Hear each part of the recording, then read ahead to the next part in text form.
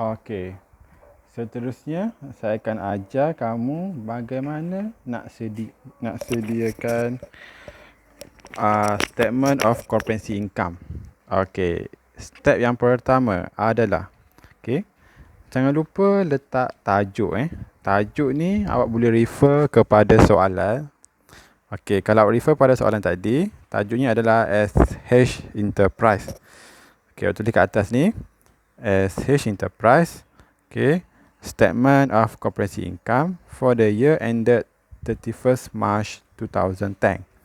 Okey, untuk Statement of Comprehensive Income, jangan risau, saya akan tulis dalam kertas soalan.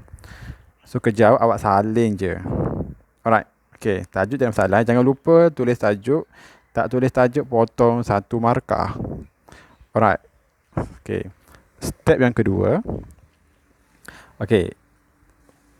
Berkaitan dengan video tadi, saya ada pesan kepada awak untuk hafal.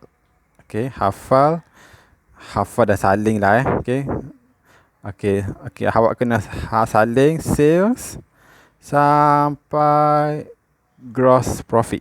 Saling je. Sale saling sampai gross profit. Okey, settle. Saling je kan, tak ada masalah kan? Alright, settle. Yang kedua. Okey. Daripada kertas soalan tadi, okay, this time, okay, this one, okay, awak kena asingkan, okay, ambil semua item-item dalam kertas soalan, awak letakkan dalam kolom, okay. So dekat sini ada 3 kolom semuanya. Okay, so kalau awak tengok ada 3 kolom semuanya, okay. 1, 2 dan 3. Alright. Okay, so kolom ni it depend mengikut buku rujukan. Ada setengah tu letak 4, ada setengah tu letak 2, ada setengah letak 3. It's up to you. It's okay as long as jawapan nanti sama, tiada masalah. Okay. Alright, seterusnya cara nak masukkan. Okay.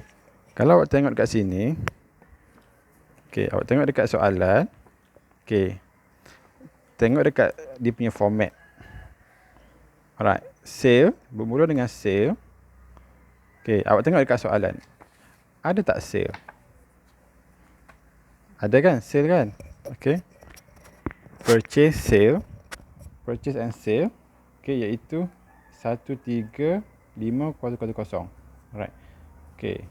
So, awak ambil dekat jumlah tu, awak letak dekat kolom yang kedua. Ikut pada format, dia punya tempat tu adalah kolom kat tengah. So, awak tulis 135,000. Settle. Copy and paste sahaja. Alright. Seterusnya, less return on sale. Awak tengok dekat soalan, ada tak return on sale? Okay, return on sale, this one. Return inward. Okay. Return on sale adalah return inward. Nama lain dia adalah return inward. Return pulangan jualan. Okay. So return inward ni di mana satu? Okay, return inward ni adalah 300.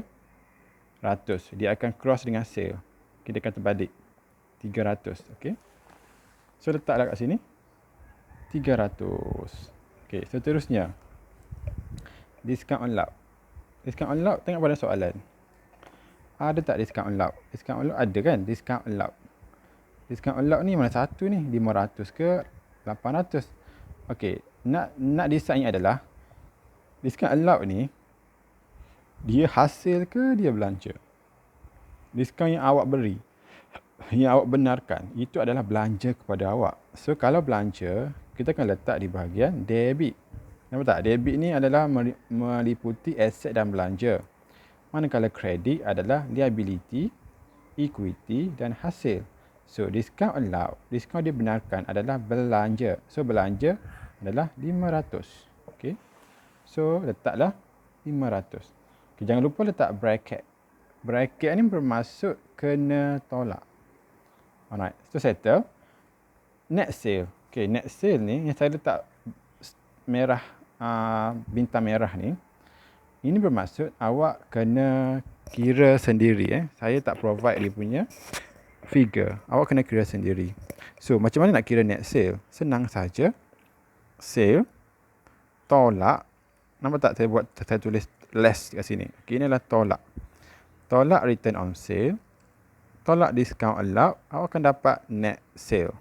Okay, macam saya kira ni. 135 bracket ni bermaksud tolak 300, tolak 500 sama dengan 134,200. Okay, dia punya total ni kita akan letak di kolom yang ketiga, kolom yang last sekali. Okay, full stop. Bagi space satu baris. Okay, space satu baris. Kita akan mulakan dengan less cost of sale. Okay, yang saya highlight ini adalah tajuk. Okay, tajuk dia tak ada number, dia tajuk sahaja. Okay, seterusnya opening stock. Okay, opening stock, stok awal. Okay, ataupun opening inventory. Okay, ada tak dalam soalan opening inventory? Okay, cuba tengok. Okay, kita tengok ada kan? Jangan risau, soalan akan bagi. Okay, open inventory, this one. Okay, so G berapa? 12160. So letak dekat sini. 12160. Kenapa dekat tengah? Kalau ikut format saya bagi tu, memang kedudukan dia dekat tengah. Okay, 12160. Letak je. Okay, settle. Seterusnya, purchase. Tengok dekat soalan, ada tak purchase? This one. This one adalah purchase. Okay, berapa jumlahnya? 76,000. Letaklah kat sini. 76,000. Okay, seterusnya. Di bawah purchase, kita ada add, tambah, carriage inward, wages on purchase, duty on purchase, insurance on purchase. Okay, ini adalah expenses, belanja yang boleh menambahkan nilai purchase. Okey. So awak tengok, carriage inward ni ada tak dalam soalan? Okey, carriage inward. Okey, ni ada this one kan? Ada kan? 2,400. Saya masukkan 2,400. Kenapa tak ada bracket? Sebab dia tambah. Tambah, there is no bracket for add. Kalau tolak, baru kita letak bracket. Okey, 2,400. Wages on purchase ada tak? Kita tengok wages on purchase tak ada. So letak kosong je lah. Okay. Duty on purchase pun tak ada. So letak kosong. Insurance on purchase pun sama. Tak ada. So letak kosong juga. Okay. Alright, settle. Seterusnya, kita tengok pula less return on purchase. Tengok soalan. Ada tak return on purchase? Okay, this one. Return outward. Nama lainnya adalah return on purchase. Okey, ataupun purchase return. Okey, dekat mana jumlah dia? 400. Okey, dia akan terbalik dengan purchase. Sebab purchase tadi bahagian debit. So dia punya pulangan dia akan pergi bahagian kredit 400. Okey. So letak dalam bracket 400. Okey, sebab dia tolak. So put in bracket lah. Okey, seterusnya tolak discount receive. Cek dekat soalan. Ada tak discount receive? This one kan?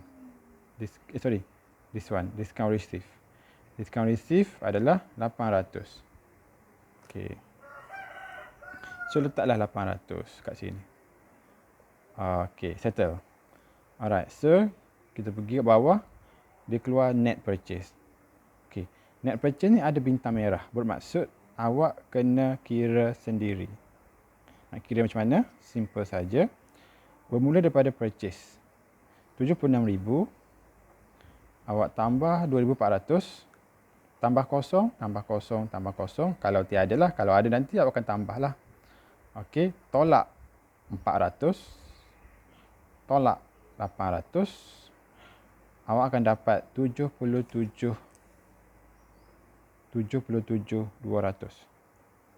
Okey, 77,200 ini adalah net purchase. Okey.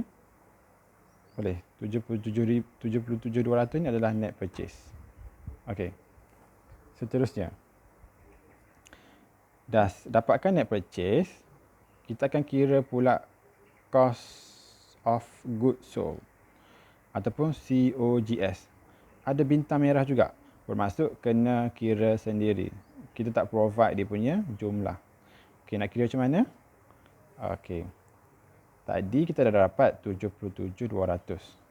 Okey, nak kira COGS, 77,200 awak tambah dengan opening stock, open inventory. 77,200 tambah 12,160. So kita akan dapat 89,360. Okey, 89,360 ini adalah COGS, cost of goods sold. Okey, settle. Okey, turun bawah dia ada closing stock.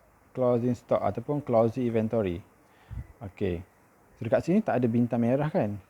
So kalau tak ada, bermaksud jumlah tu memang ada dalam soalan. Kita tengok pada soalan. Okey, closing stock ni okey, tak ada kat sini. Ada sebenarnya dekat bawah kat sini. Okey. Biasanya closing stock memang kita akan letak dekat bawah. Kita tak akan letak dalam imbangan duga ini. Okey, closing stock pada 31 Mac 2010 adalah 15,000. Dah ada dah. Okey, so ambil 15,000. Okey, so letak di bawah ni. 15,000. Kenapa bracket? Okey. Tengok. Tolak closing stock. So kalau ada tolak, bermaksud kena letak bracket. So letaklah bracket 15,000. Okey, settle. Seterusnya, turun bawah, awak kena isi cost of sale. Ada bintang kat sini kan, cost of sale. So kalau ada bintang, bermaksud awak kena kira sendiri. Macam mana nak kira cost of sale? Okey, senang saja. Awak ambil 89 ni, iaitu awak punya COGS 89,360. Awak tolak dengan closing stock 15,000. Okey. Tolak awak akan dapat 74,360. Okey. 74,360 ni adalah cost of sale. Okey. Seterusnya awak pergi bawah cost of sale, ada gross profit. Okey. Gross profit ni kalau awak tengok ada bintang merah juga. Okey, bermaksud awak kena kira sendiri. So bagaimana kita nak kira gross profit? Okey, senang sahaja. Yang tadi kita dah dapat 74,360 kan, iaitu cost of sale. So nak kira gross profit, awak ambil net sale 134,200. Okey, awak tolakkan cost of sale 134,200 tolak 74,360, awak akan dapat 59,840. Ini adalah gross profit. Okey. So gross profit dia adalah 59,840. Okey, stop kat situ. Seterusnya, okey, kita akan bagi satu space, satu baris. Di bawah gross profit, kita akan tulis tambah revenue. Revenue ni hasil. Okay, ini yang saya highlight ni adalah tajuk. So tajuk tak ada number, ini adalah tajuk sahaja. Okey, revenue. Kalau awak refer kepada format, ada banyak contoh revenue. Okay, jangan salin semua item kat bawah tu. Itu adalah contoh sahaja. Okey, untuk item di bawah revenue, awak kena tengok soalan. Okey. Cuma awak kena ingatlah revenue ini tajuk. Okey. So maknanya awak kena cari dalam soalan apakah item di bawah revenue. Okey. So tengok pada soalan. Okey, kita cari mana item revenue. Okey, ada satu saja. Okey. Commission receive. Okey, yang awak tulis revenue Soci tadi kan, iaitu 2,500. Okey, so awak letaklah dekat soalan ni. Awak tulis commission receive 2,500. Okey, letak guna kolom kat tengah. Okey. Ada lagi tak? Okey, so saya mark lagi. Okey, rasa macam dah tak ada dah. Okey. So kalau tak ada 2500, finalizekan dia, letak kolom hujung sekali. 2500, copy and paste sahaja. Okey, dah settle, confirm dah tak ada item revenue. Okey, bagi baris 1 ataupun 2 is up to you. Kita akan tulis tolak expenses pula. Okey, expenses ni macam biasa, ini adalah tajuk, so tak ada jumlah expenses. Okey. So di bawah expenses ni awak kena senaraikan sama macam revenue, item-item yang ada dalam soalan yang boleh dikelaskan sebagai belanja. Okey. Awak tengok dekat soalan, kita ada banyak belanja kan? Okey. So tadi kita dah decide kan dekat tepi ni. Apa itu belanja semua dah masuk sekali. Okey, so kat sini awak copy and paste je lah. Alright. So kita ada rent, advertisement, electricity and water, repair of motor vehicle, wages and salaries, interest on loan, insurance. Okay, so copy and paste semua dia punya jumlah 1, 2, 3, 4, 5, 6, 7. Okay, tambah semua 7 ni. Okay, dan letak jumlah dekat sini 87,750. Kenapa saya letak bracket ni? Okay, ini adalah tolak. Okay, ini adalah tolak. So, jangan lupa letak bracket kat sini. Okay. Kalau turun lagi, okay, kita rasanya dah tak ada lah item lain, expenses. So, kita akan kira net profit. Okay, net profit ada tanda bintang merah ni kan. Bermaksud awak kena kira sendirilah. Okay, macam mana nak kira net profit? Senang sahaja. Okay, awak pergi tengok gross profit. Okay, this one, gross profit kita adalah sebanyak 59,840. Awak tambah dengan revenue 2,500. Ni, tambah revenue. Awak tolak dengan expenses. This one, 47,750. Okay, itu adalah expenses, tolak.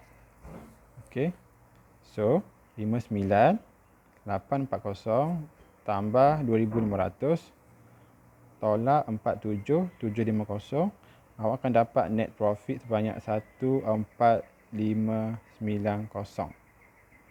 Okey. Okey. So boleh ya? Okey, so dekat belakang ni, so maknanya ada 1, 2, 3, 4, 5, 6. 6 nota semuanya yang mana merujuk kepada awak kena kira sendiri. Okey, dekat belakang ni saya ada bagi kat awak kan dia punya nota formula. Macam mana awak dapat nak kira net sale, nak kira net purchase, nak kira cost of goods sold, nak kira cost of sale, nak kira gross profit, nak kira net profit. Okey, sama je macam saya explain tadi. Okey. So, settle untuk bahagian soci. Okey, paling simple kalau nak buat, awak salin je sale sampai gross profit dan suai dan padankan dia punya jumlah. Okay, yang ada bintang tu bermaksud kena kira sendiri. So, kena kira sendirilah. Okay, the rest yang tak ada bintang tu, awak suai dan padankan sahaja. Okay. Revenue, cari dekat soalan, mana item revenue, masukkan sahaja. Dan tambah letak tepi. Sama dengan expenses, cari semua item expenses, tambahkan semua letak tepi. Okey. Okey, itu saja untuk penerangan untuk soci. Okey, nanti saya akan sambung penerangan untuk Statement of Financial Position ataupun SOFP. Right? Thank you.